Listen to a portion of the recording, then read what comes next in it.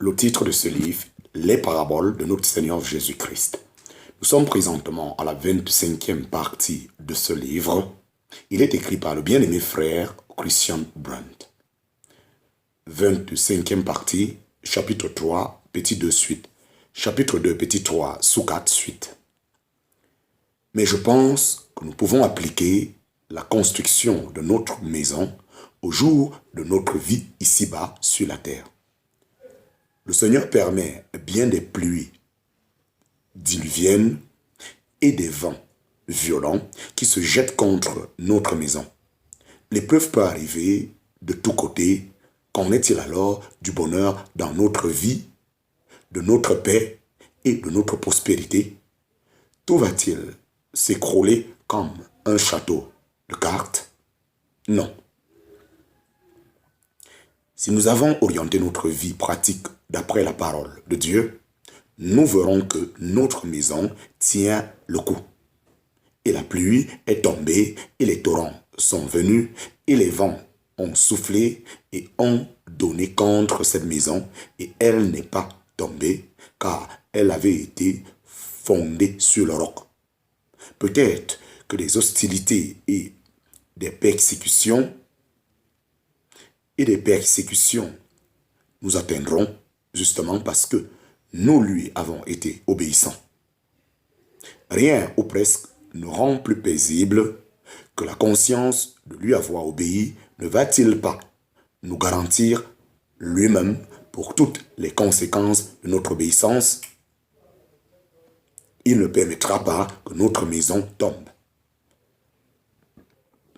Quand il était sur la terre, comme homme, dépendant, il a toujours été obéissant et parfaitement obéissant. Il a laissé chaque matin son oreille être réveillée pour écouter comme ce qu'on enseigne, en parenthèse, Ésaïe chapitre 50, verset 4. Et alors, il faisait la volonté de son Père. Il faisait toujours les choses qui lui plaisent, en parenthèse, Jean chapitre 4, verset 34, Jean chapitre 8, verset 29. Ne devions-nous pas, comme étant de ses disciples, lui ressembler plus et obéir comme lui? Par la vie nouvelle que nous avons reçue, nous pouvons obéir comme lui a obéi. Nous sommes effectivement venus à l'obéissance de Jésus-Christ, en parenthèse, 1 Pierre chapitre 1, verset 2. C'est quelque chose de très grand d'avoir appris à fouiller, en parenthèse, creuser et à creuser profondément et à tout fonder dans nos vies sur le roc de sa parole. Alors, notre maison ne viendra pas à tomber, ni dans cette vie, ni dans l'éternité. Chapitre 3, petit 2, sous 3. Chapitre 3, petit 2, sous 3. L'homme insensé. L'homme insensé.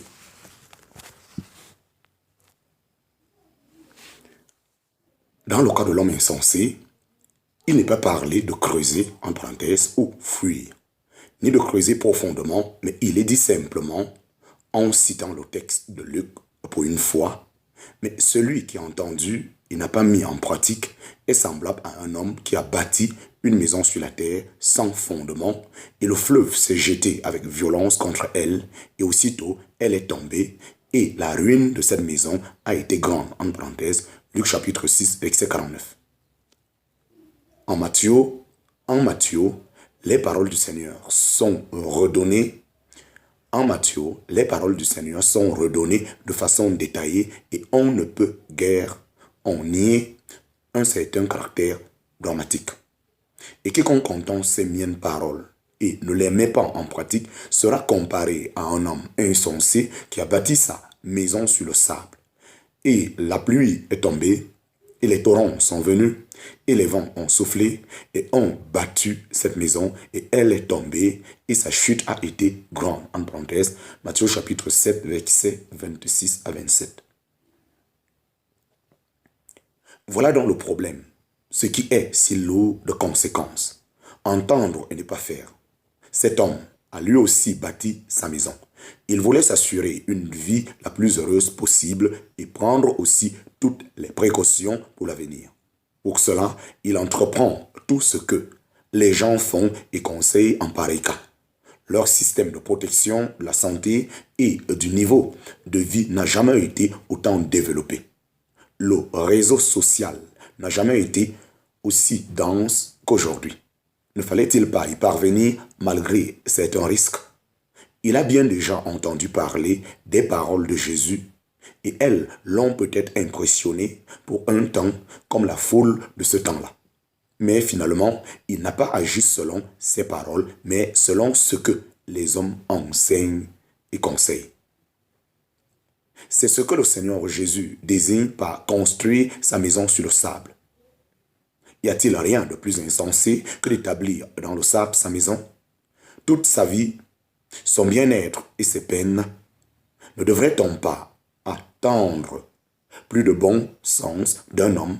Ne vaut-il pas la peine d'examiner un peu plus soigneusement le sol sur lequel nous voulons tous construire notre bonheur? Ces miennes paroles, c'est le roc. Tout le reste, ce que les gens disent et enseignent, n'est que du sable et vanité. Un de mes lecteurs appartient-il à ce groupe des gens insensés? As-tu déjà peut-être entendu parler dans ton enfance du Seigneur Jésus, le sauveur des pécheurs? Et aujourd'hui, t'es-tu perdu dans le monde, faisant plus confiance aux paroles de tes amis et de tes conseillers qu'à la parole de Dieu?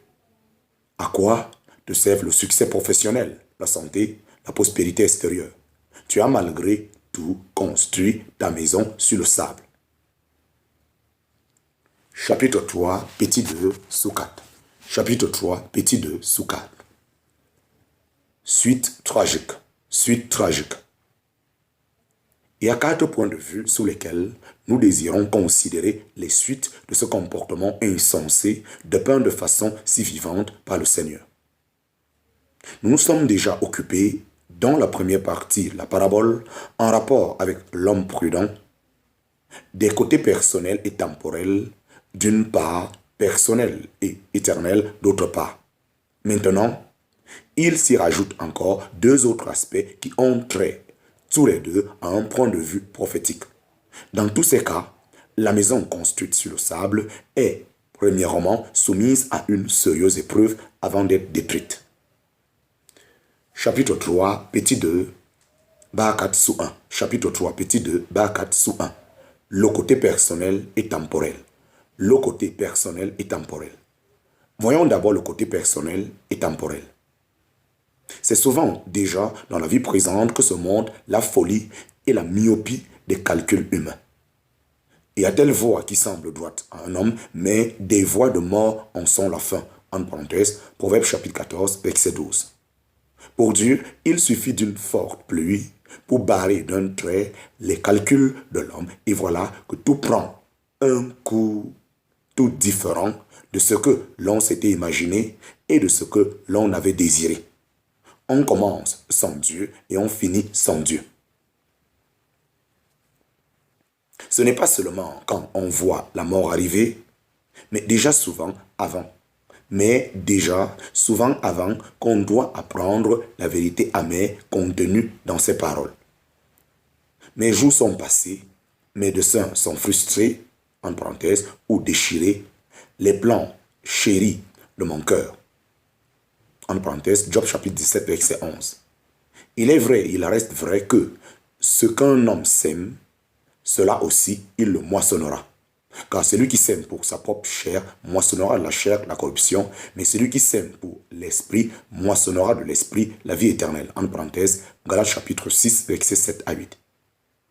Il n'est pas rare que, sous la pression des circonstances, la maison de l'homme s'écroule déjà dans le temps présent.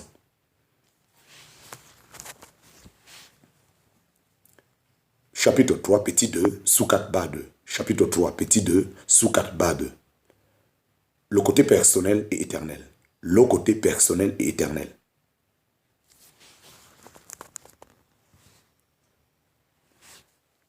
Le côté personnel et éternel est naturellement ici le plus sérieux.